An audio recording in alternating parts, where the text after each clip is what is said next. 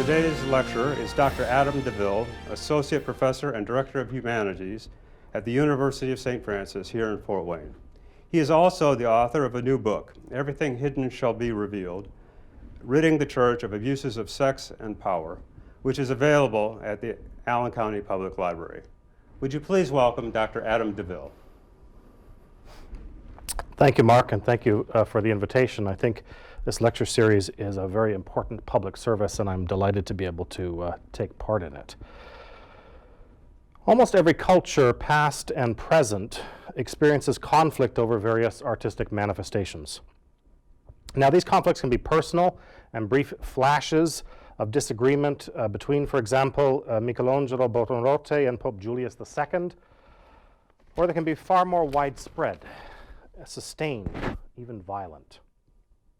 In every case, whether it's a private disagreement between artist and patron on the one hand, or a campaign of mass destruction of art in different parts of the world, Calvin's Geneva in the 16th century, or the demolition of Buddhist statues in Afghanistan by the Taliban in the opening years of the 21st century, what unites each and every one of these outbreaks is not a disagreement merely over what you could call taste or personal preference.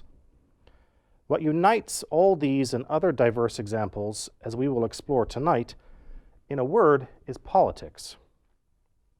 That is to say, underlying all of these disagreements and conflicts over art and historical monuments is a differing answer to Aristotle's famous question, how ought we to order our life together? The answer to that question, he claimed, gives us a political vision. That is a vision of our common life, its powers and limits, its participants, priorities, and purpose. Aristotle rightly saw that politics is not just or even primarily the grubby and often disgraceful antics of those mediocrities we elect to various legislative and executive bodies. Politics is fundamentally a question of philosophy, and as such it includes all that philosophy includes, including art, morality, and lessons from history. Protests over artistic and especially historical monuments are nothing new. Every generation has seen such conflicts. But the perception has built among some over the last 2 years that we are seeing a new outbreak in this country and in other parts of the world, particularly the United Kingdom and Western Europe, a new outbreak of what some people have come to call iconoclasm. So we've seen, for example, protests in cities across this country and Western Europe that have toppled public images, especially statues of figures associated with the American Civil War and slavery, or with imperialistic and colonial expansion under such figures as Cecil Rhodes, Christopher Columbus, or King Leopold II of the Belgians. Perhaps somewhat more benignly, we have seen buildings in this country renamed after views which today have been condemned emerged in connection with such figures as Woodrow Wilson or Flannery O'Connor. None of this, as I say, is new. Outrage over images has always been with us in every culture that produces art, particularly public art. But perhaps the most famous or infamous example of this comes from the East Roman Empire, which more popularly is known as the Byzantine Empire, in the 8th and 9th centuries. Here we see a widespread and far-reaching campaign to destroy images. For centuries, this campaign of destruction was known to history as the campaign of the Iconoclasts, as an outbreak of iconoclasm. In the recent debates here and in Europe, some people have revived that term iconoclasm and suggested that that's what we're seeing. We're seeing another mass outbreak of iconoclasm in North America and Western Europe. I want to differ from that and suggest that that's not really a helpful comparison. The word iconoclasm itself literally means icon smashing. And in the 8th century, many Christians were engaged in doing exactly that. Icons were taken out of churches and literally destroyed, smashed. Sometimes they were burned, sometimes they were whitewashed if you couldn't get them off the walls of the church, or they had the eyes gouged out of them. The point was to destroy the images. We saw, again in a Christian context, outbreaks of iconoclasm in the various European reformations of the 16th century. All of this was done because of serious theological disagreements. But I do not see theology playing a role in the current debates about whether we retain or remove the images of, say, Robert E. Lee. So I would not, in fact, use the term iconoclasm in today's America. I would, however, suggest there's a related term that is more accurate and more helpful. And that term is Iconomaki, which translates as icon struggles. Fights over whose images are permitted and whose should be forbidden. This is a common fight in every time and place. Let me just give you some perhaps very obvious examples. Weimar Germany's images were quickly swept away when the Republic disappeared in 1933 with the rise of the Nazis.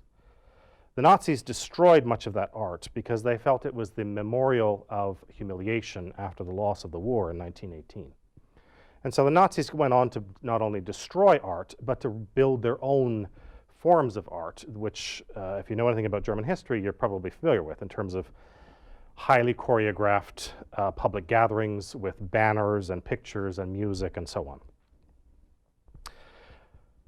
In the same time frame, and also in Europe, we see the very same dynamic break out in the new Soviet Union.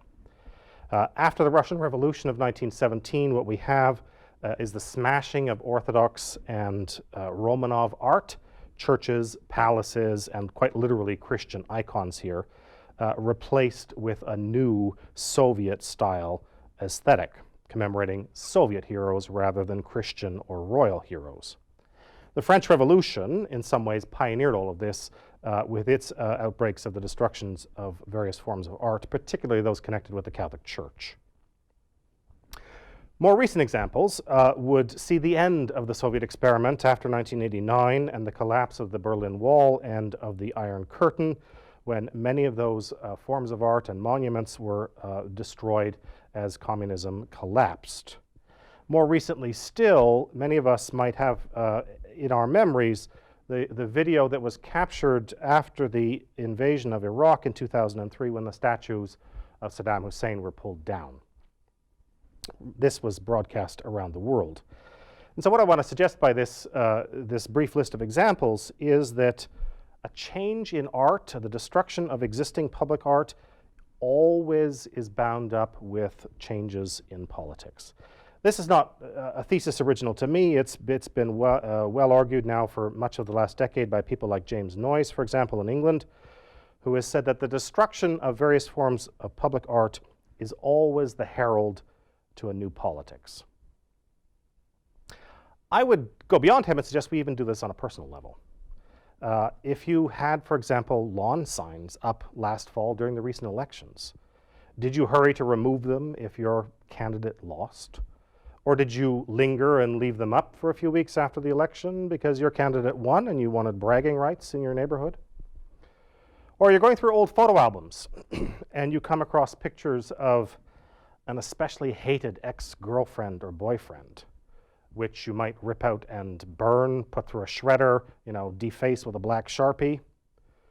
Or you had a poster in your bedroom of a beloved movie star, football player, a singer, someone whom you admired, whose life you later learned was not all that you had thought it to be.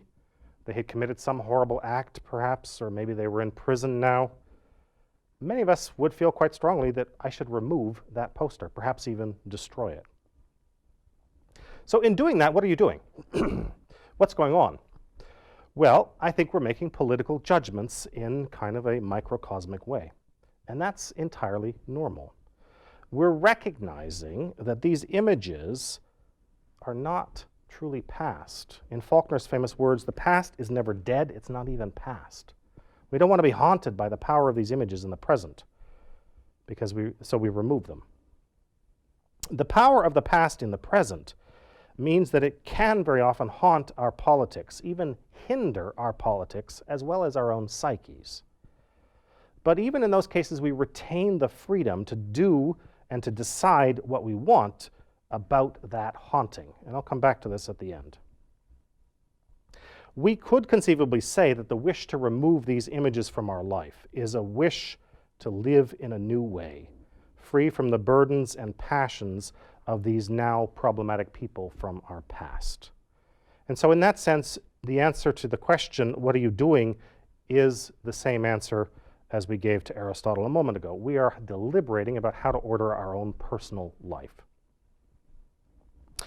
If we are all, individually and collectively, for personal, cultural, religious, or political reasons, making decisions to revise, remove, or replace art in light of shifting political perspectives and priorities, this is no less true when it comes to written texts as well. Neither art nor history are unchanging monoliths, erected from some supposedly Olympian heights and permanently and ineradicably fixing their meaning for the ages. Human history, like human memory, is regularly being revised for many reasons. This is why an understanding of historiography is so crucial. The methods, principles, and practices that go into the writing of history are considerable and complex. History is not just a matter of transcription or dictation or direct recording. There are hermeneutical and psychological issues at play, as well as political factors in the analysis of events and the ongoing descriptions of those events. The writing of history changes all the time. Just last week, I was reading in one of the most recent issues of the New York Review of Books, a review of a new biography of Abraham Lincoln by David Reynolds. The reviewer opens by saying that we have in English more than 16,000 books about Lincoln and his life. That's roughly, if you do the math, 2 per week since his death in 1865. Why would we need a new one? Why has there been such a constant, steady outpouring of books about Lincoln and many other figures, Churchill or war? Why are we constantly having new books come out about wars and people from the past? Why do we seem to have revisions to existing studies? What's going on? Here, as I say, is where knowing something about the historian's craft is really important. Why would we have new books about Lincoln come out? I haven't read Reynolds' biography of Lincoln yet. I want to make that clear. So I'm not talking about what he may or may not do. I'm talking as kind of a general principle here. History gets revised as new sources become available. That might be because we discover a long-lost box of letters, in somebody's attic that nobody knew existed. And suddenly when those come to light, that changes what we thought we knew about a person, even a person as well documented as Lincoln. Or texts might be embargoed for various reasons. The Library of Congress, for example, for reasons that are not clear to me, has certain select letters between Sigmund Freud and his wife Martha embargoed until well into the middle part or the latter part of this century. Why that is so, I don't know. Freud's been dead for more than 80 years, his wife almost as long. His children are dead, his grandchildren are dead, all of his immediate associates are long gone. But those letters are not accessible to scholars for many more decades to come. When they do become accessible, we might learn new things about Freud, or we might have to revise what we said in the past about him. So new sources come available. New access to old sources. For example, another language. Texts that we might assume from the past have been lost for various reasons suddenly might show up in a translation we didn't know we had. And that too can result in revision to what we thought we knew about a past person or event or culture. New methods can allow us to understand what we previously didn't have time to be able to go through. The advent of computer technology has, in some cases, been very, very helpful for historians, processing large masses of data that previously would have taken scholars many lifetimes to do by hand. And then simply new perspectives that emerge that require rethinking and revisioning of what we thought we knew about the past. There are other reasons, but I think those are some of the primary ones. In all of this, what I want to suggest is that it's really important to cleanse our minds of a facile prejudice against what is often derisively called revisionism, as though that were always and everywhere a suspect rather than a very natural thing to do. We revise our views of the past all the time, though very often we're not paying attention to realize we're doing this. There's been an explosion in the study of memory over the last 30 years especially. And one of the things that's become really obvious in memory scholarship has been that human memory does not, to sum this up rather briefly, human memory does not in fact function like digital memory. That is, our memory does not sit fixed somewhere on a hard drive that is completely untouched until we go back in again, deliberately, consciously, to change it. Our memories, by contrast, are rather soft, and they're often being touched and altered on a regular basis, though, again, we're not always fully aware of doing this. Revisionism, then, seems to be very much a common practice in human memory. I want to suggest that it's not a bad thing when it comes to academic and popular history and art as well. In fact, let me sharpen the point here. And let me say not just that history often is or can be revised, but that it should be. Sometimes, just to give you one reason for that claim, sometimes memories of past trauma impede present reconciliation, making it impossible for people to find any sort of healing and unity. In such cases, I would say we have a very compelling reason for revising certain views of the past if it impedes present and future reconciliation. So let me illustrate this thesis by means of the following question. What position should you take on either the removal or the retention of statues of, say, Robert E. Lee from the American Civil War, or Thomas Jefferson, or King Leopold II of the Belgians, just to pick three of the names that have been in the news the last 2 years, rather a lot.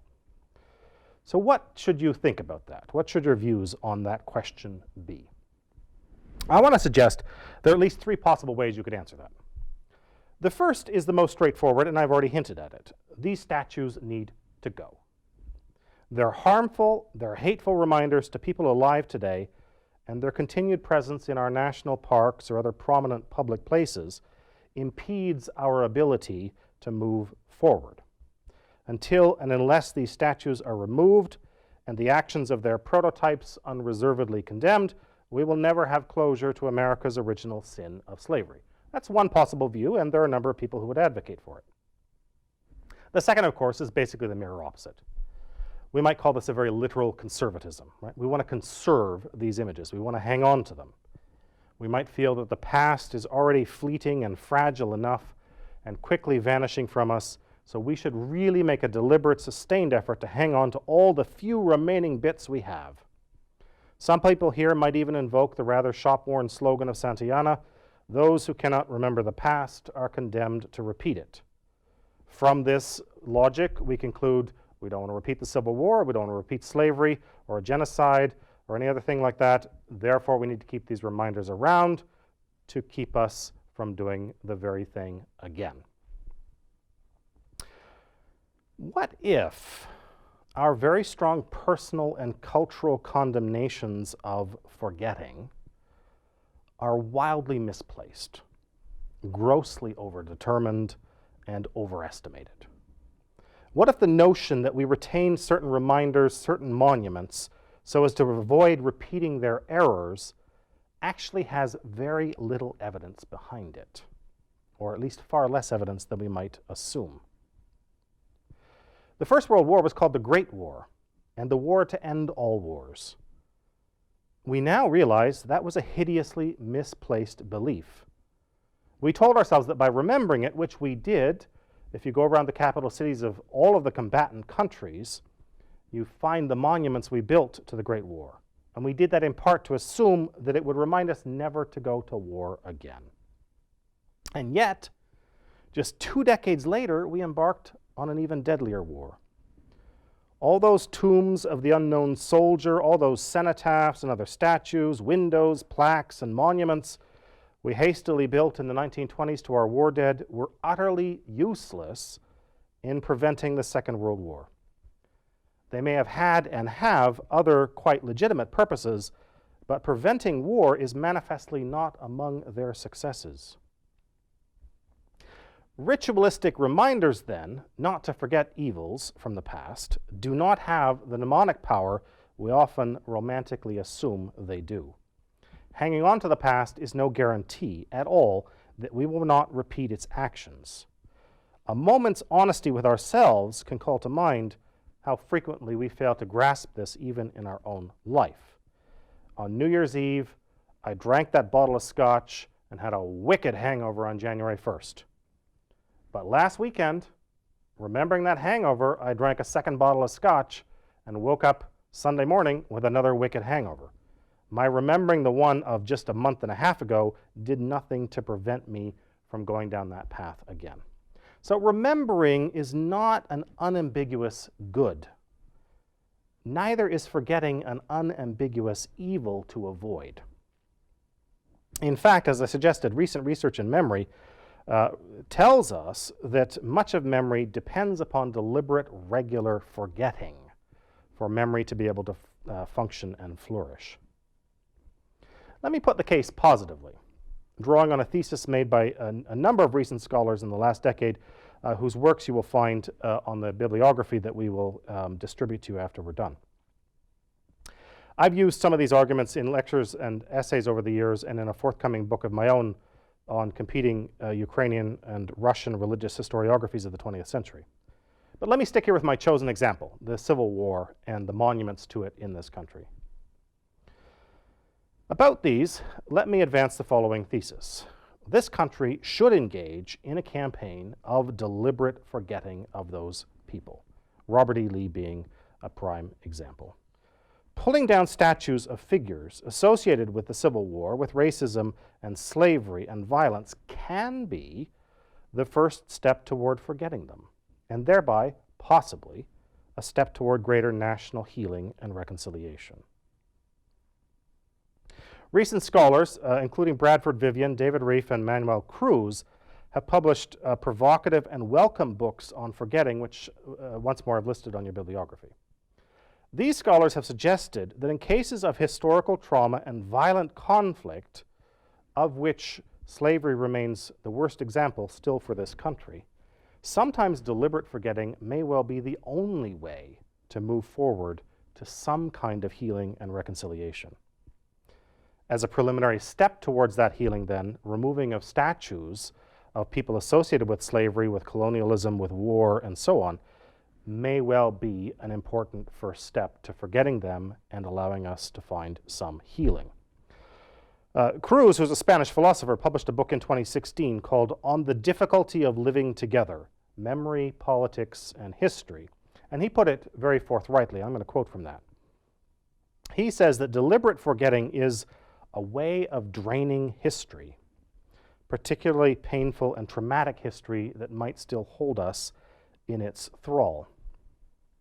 If today, following Cruz's logic, people around the world pull down images of conquerors, slave owners, and warmongers seeking to forget them, then it is impossible for us to approve these acts as a prelude to a new politics in which the demons of the past are gradually overcome. From this, then, it is just possible that we may then set out on the road of healing and a potentially better future. It's not guaranteed, but it's a possibility. And to get down that road, to start down that road, it may well require that statues of Cecil Rhodes or Lee or Leopold or other figures are taken down. The deliberate forgetting of these figures and the deliberate removal of their images is one way of draining history of some of its painful residues and letting these traumatic memories finally be metabolized by the body politic. This may then allow us to reverse the aphorism and respond to Santayana by saying those who cannot forget the past may be condemned never to escape it. I'm not going to end here, however, for the very idea that the past is something we are condemned either to repeat or forced to escape very much needs putting to the question. I do not want us to get off that easily by feeling like our hand is forced to decide one way or another. And so I want then to turn around and face the question with which I began, the question of politics, and so also the question of our freedom to decide what to do about historical monuments. We are not condemned to leave them up, but neither should we be forced to remove them. The choice is ours in either case, and the freedom is ours to exercise.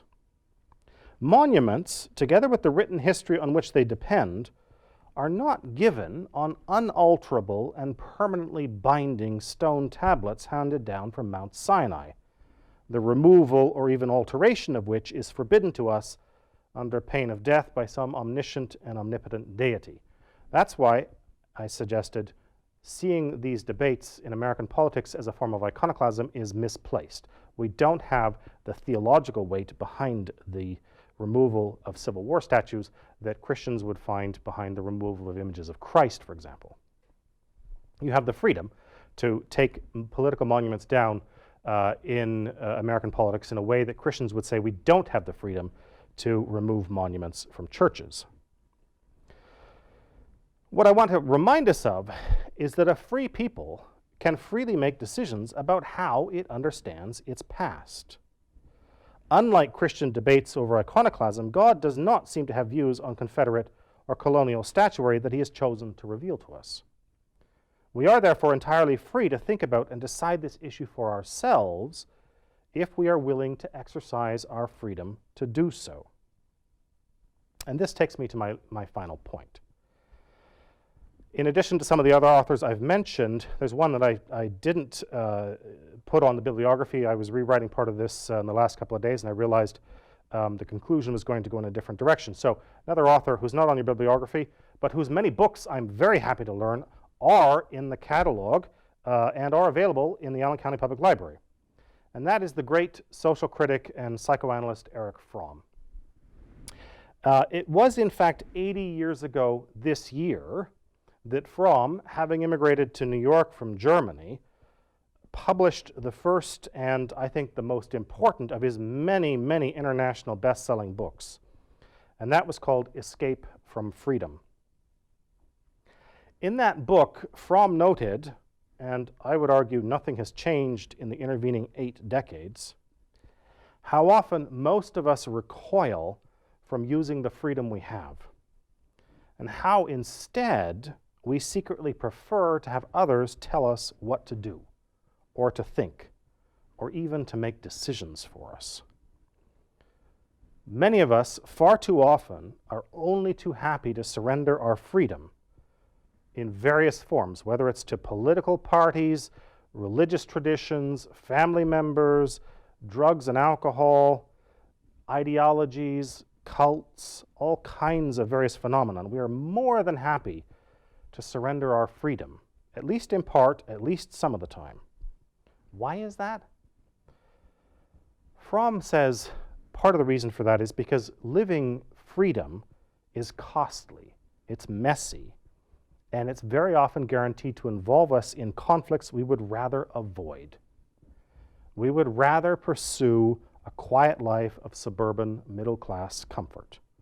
Remember, of course, Fromm is writing this book. It's published in early 41 here in the US in English, his first major Anglophone text. And this country, of course, is not yet in the Second World War. Fromm was very concerned that the desire of American isolationists would triumph because of this unwillingness to put freedom in the service of the destruction of Nazi tyranny. In other words, what Fromm was suggesting, I think, was that rather a lot of us would be quite happy living in a world where we're told what to do than have to live a life of freedom, if it meant we could go on living a fairly quiet, comfortable bourgeois existence.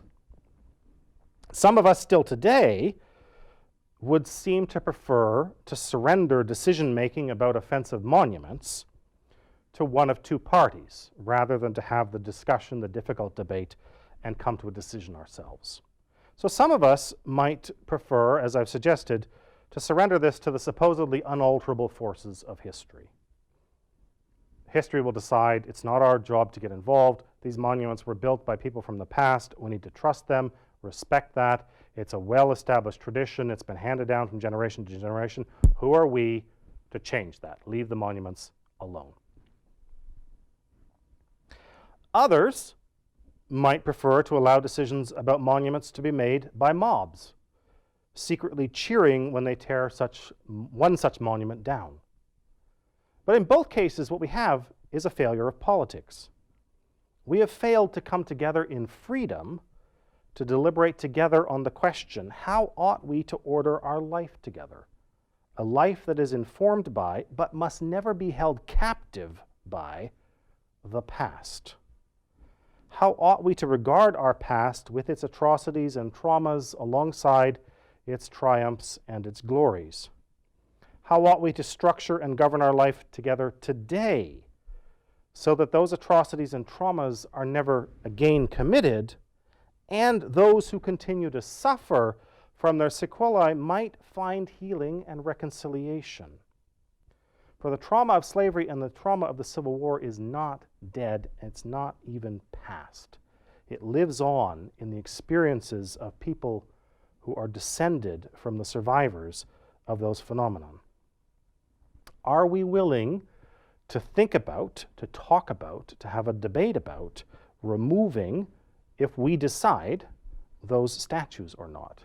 Or are we willing to surrender that decision either to, as I say, the impersonal forces of history or the very personal and often violent forces of a mob that might be only too happy to engage in acts of removal of art forms, sometimes for, quite frankly, less than coherent reasons? Mobs do not always function with a clear and coherent psychology behind them. So the question remains, and I think we're indebted to Fromm still for reminding us, even rebuking us, by saying we have the freedom to ask and answer the questions about historical monuments and to do so for ourselves. We have that freedom. Will we use it? Thank you. Thank you, Dr. DeVille. If you I'd like to open it up for questions at this point.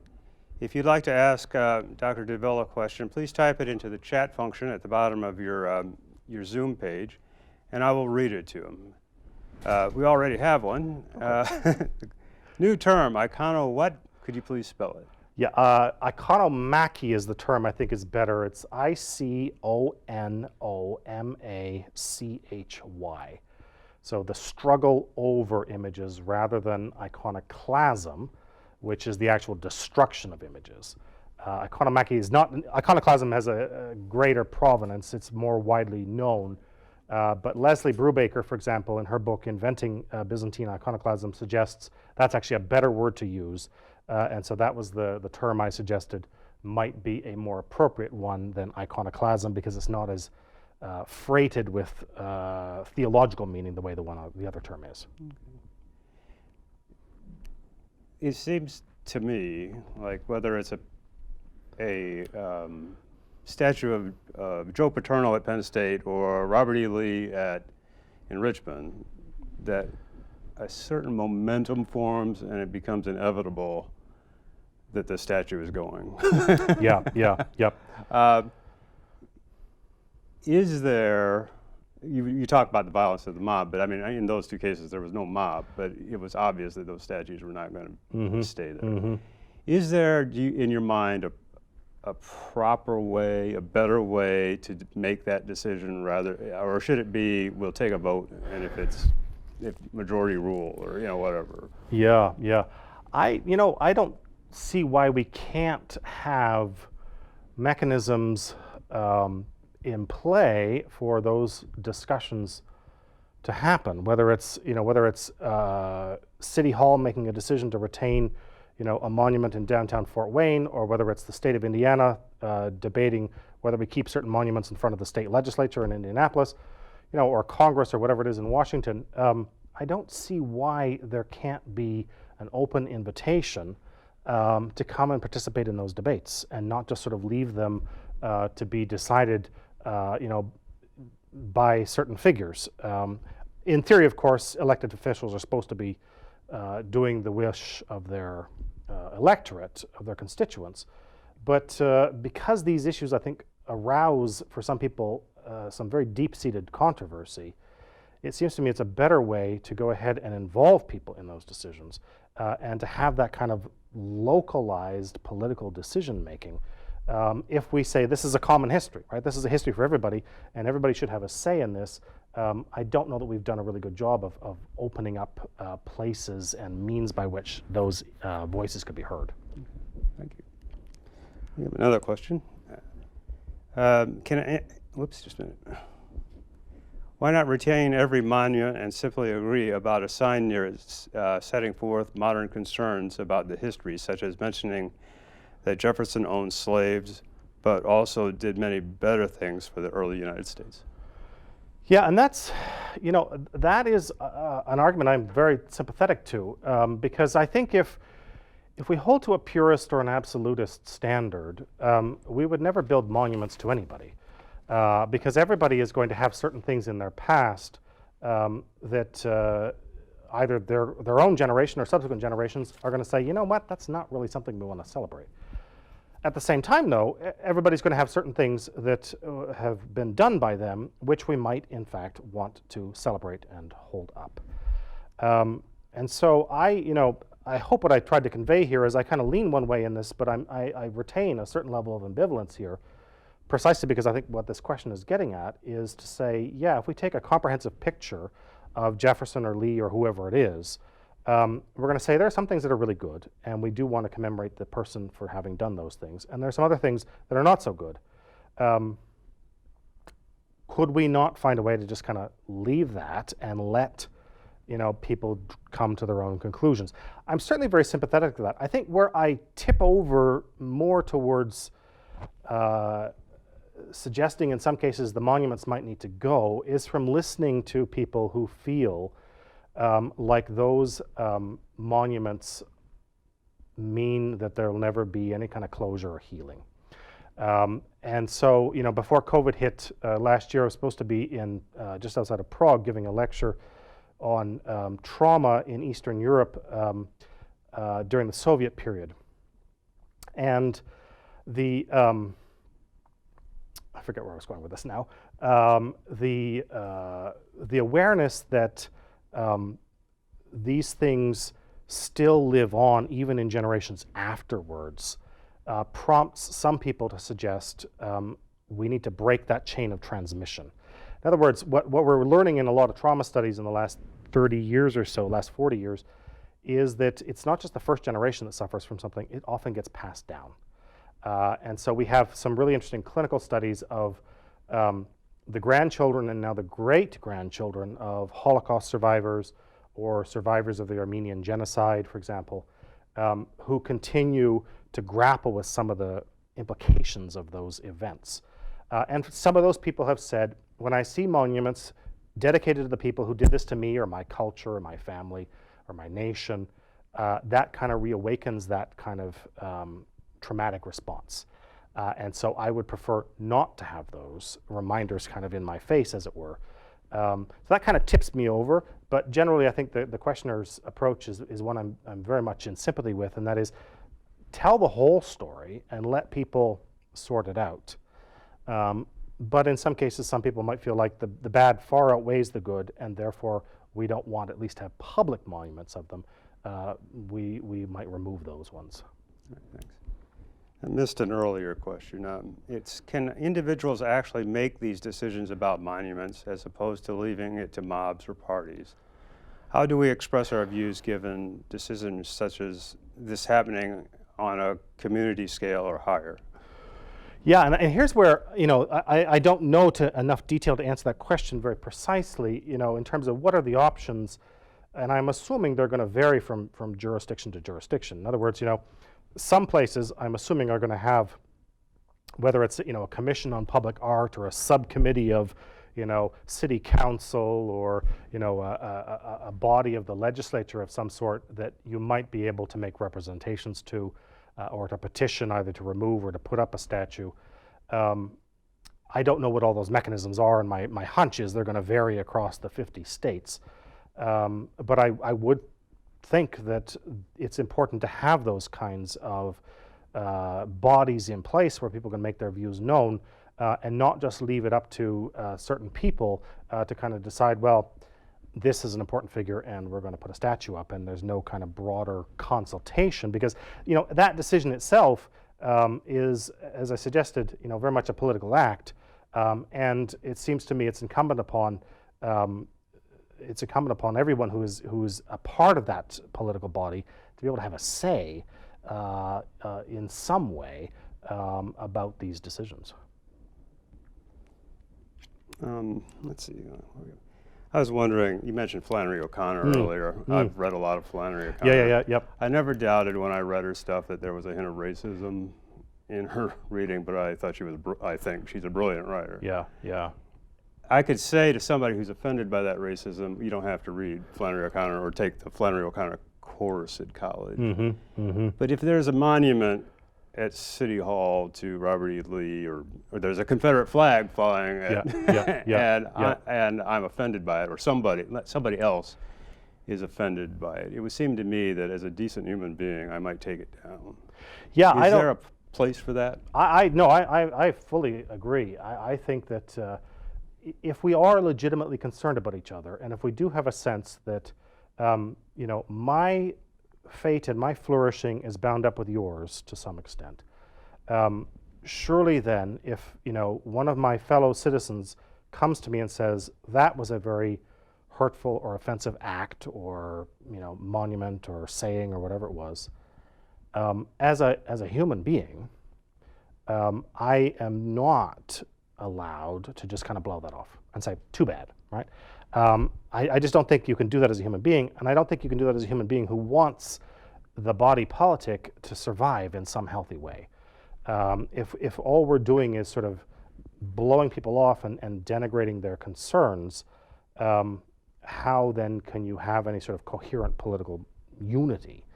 And so, I would say both for sort of moral reasons as well as political reasons, you at the very least owe that person a hearing. It doesn't necessarily mean that you have to change your mind, but I think at the very least you owe that person a hearing. I'm thinking here of one of the great influences for me was the French Jewish philosopher Emmanuel Levinas, and Levinas, who lost almost all of his family in the Holocaust, said, the face of the other human being poses an ethical obligation upon me. I am not allowed, in looking in the face of the other person, to say, your concerns don't matter. I have to take them seriously if I'm going to be a human being, and if we're going to be able to allow humanity to kind of survive and flourish. So I think at the very least we owe each other a hearing, a respectful, a gracious hearing. We can disagree. Absolutely, disagreement is not inherently a bad thing. Oftentimes it's really important. But to just simply refuse even to hear one another, I don't see how that is helpful for anybody, really. Thank you. If anybody else has questions, I'll be happy to forward them on. But at this time, as Dr. DeVille mentioned, he's provided us with a bibliography of resources he used to prepare for today's lecture. We have no easy way to get it to you, but if you email us at ask@acpl.info and ask for a copy, I'll make sure that we email it to you. Let's see, how do we do that? Robert E. Lee was not an overall bad guy. Wasn't he a university college president after the war?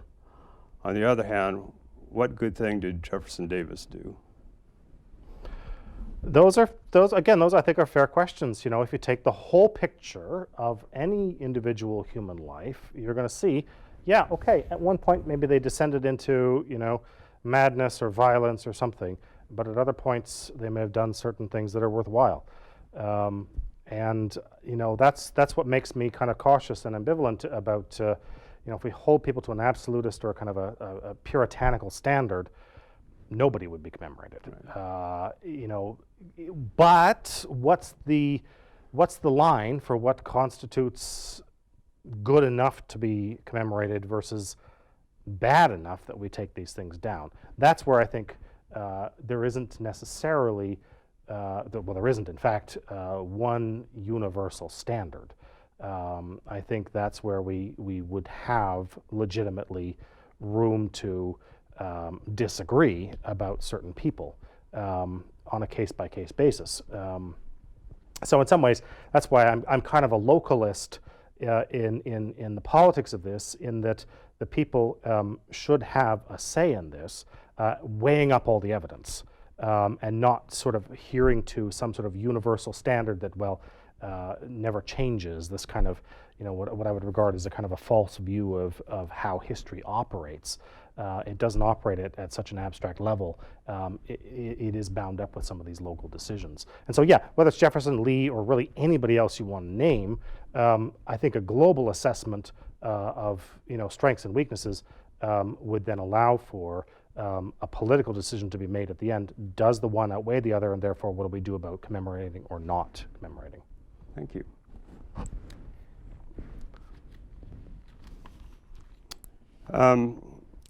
Please join us for the next University of St. Francis virtual lecture on Wednesday, March 24th at 6:30, when Dr. Michael Beschel will present COVID-19, a once-in-a-century pandemic. If you are interested in that program and our other upcoming virtual events for adults, children, and teens, please visit the Allen County Public Library website at www.acpl.info. You will find a comprehensive listing of events under the Events tab located at the top of the homepage. Most of the events ask you to register in advance, so please take note of that. If you have any additional follow-up questions or comments regarding the information shared today, or you need any other information, access to any other information resources, please contact us once again at ask@acpl.info. Your questions and comments will be forwarded to the responsible personnel for a direct response. On behalf of Dr. DeVille and the staff here at Access Fort Wayne, thank you for attending today's program, and have a good evening.